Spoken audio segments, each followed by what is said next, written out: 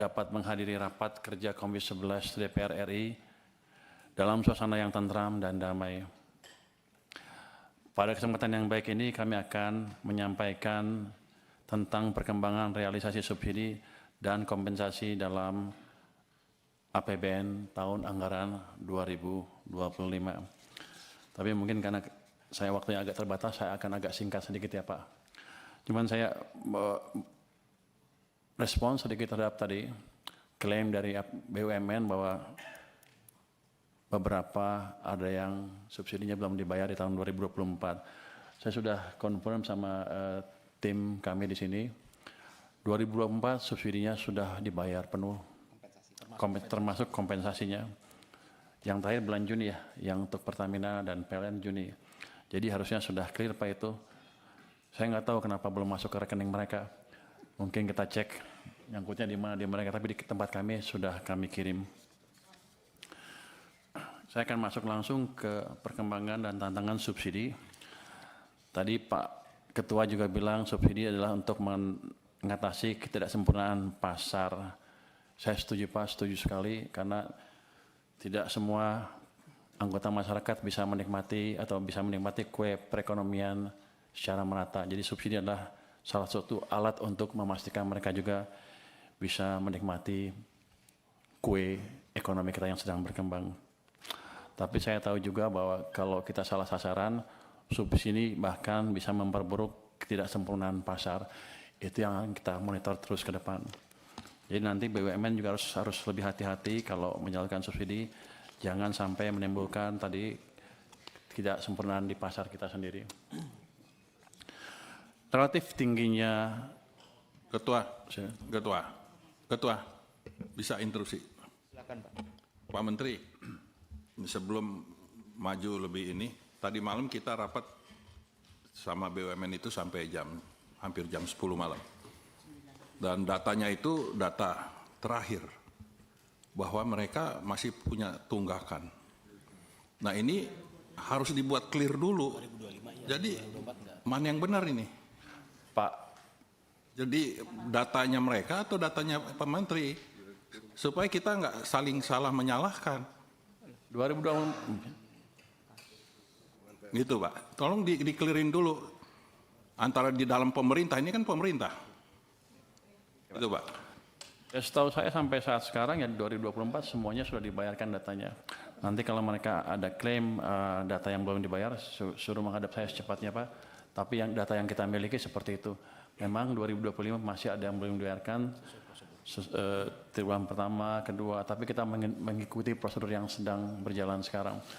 Kalau kita lihat nanti bulan Oktober, yang triwulan pertama, kedua akan kita bayarkan penuh. Ya. Jadi silakan dilanjut Pak. Oke. Jadi tolong nanti BUMN-nya menghadap kami Pak. Kamu bawa nggak? Nggak kan?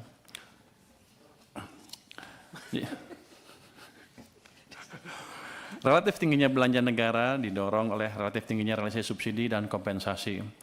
Keduanya memegang peran krusial dalam meredam gejolak harga dan meningkatkan akses masyarakat terhadap pelayanan publik yang affordable. Slide berikutnya. Jika kita mencermati perkembangan subsidi dan kompensasi dari 2021 hingga 2025, terlihat lonjakan tajam pada tahun 2022 sebagai respon terhadap gejolak global di mana APBN dioptimalkan sebagai shock absorber untuk menjaga stabilitas harga dan melindungi daya beli masyarakat. Namun sejak saat itu, subsidi energi tetap cukup besar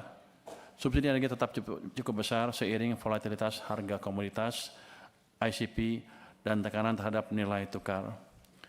Sementara untuk subsidi non-energi juga menunjukkan peningkatan signifikan, khususnya pada sektor pupuk, PSO, dan kredit program.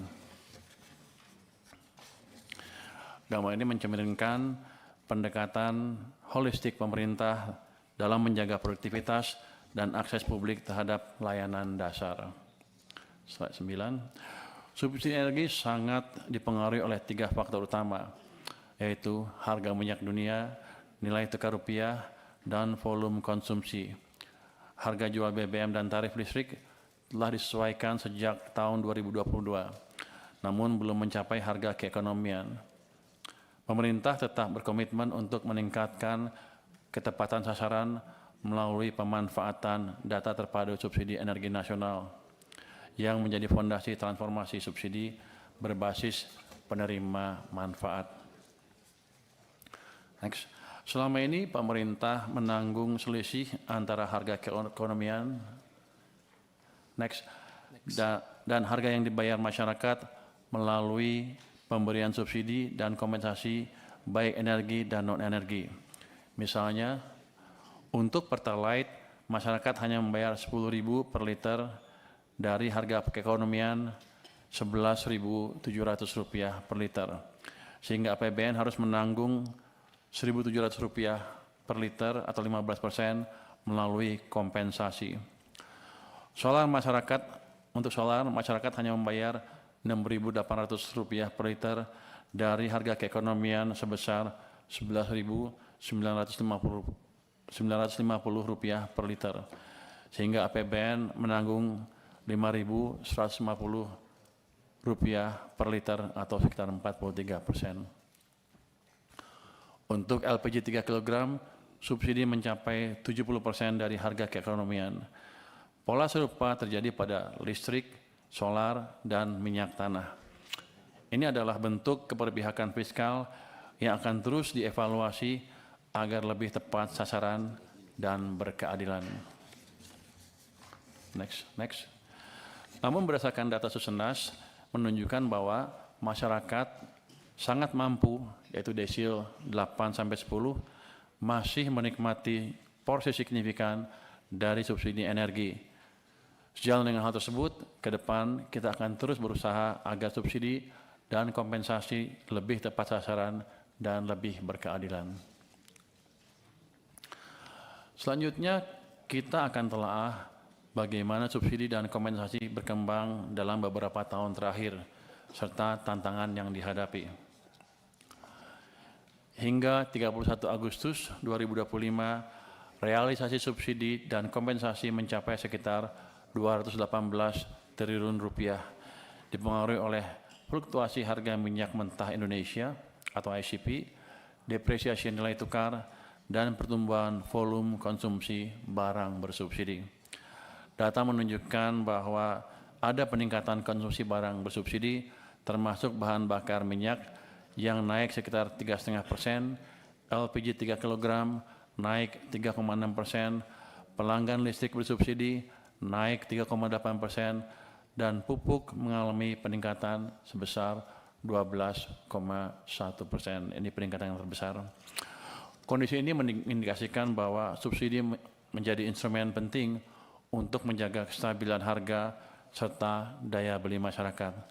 Namun, peningkatan volume ini juga memerlukan perhatian agar penyaluran subsidi lebih terkendali dan tepat sasaran.